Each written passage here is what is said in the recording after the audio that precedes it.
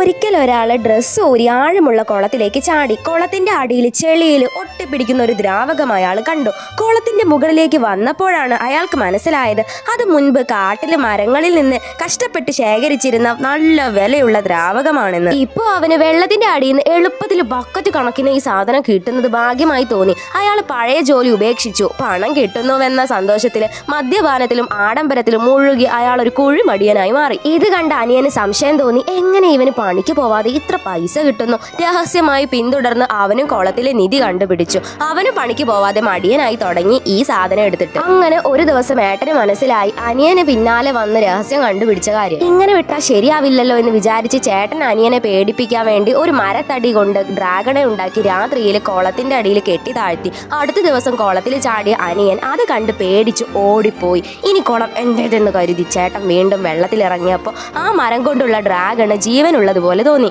തോന്നിയതാവുമെന്ന് വിചാരിച്ചു. ഒടുവിൽ അത് അവനെ ആക്രമിച്ചു. ഒരുവിധം രക്ഷപ്പെട്ടിട്ടും അമിത മോഹം വിടാതെ അയാൾ വീണ്ടും ഇറങ്ങിയപ്പോൾ ഡ്രാഗൺ കൂടുതൽ ഭീകരമായി മാറി ആക്രമിച്ചു. ജീവൻ രക്ഷിച്ചു ഓടിയ ശേഷം ആ കുളത്തിലേക്ക് പിന്നെ ആരും ഇറങ്ങിയിട്ടില്ല. ഡ്രാഗണും പോയി, എല്ലാം പോയി. കുളം പഴയതുപോലെ രഹസ്യമായി തന്നെ നിന്നു. നിങ്ങൾക്ക് ഈ കഥ ഇഷ്ടമായാൽ സബ്സ്ക്രൈബ് ചെയ്യാൻ മറക്കല്ലേ.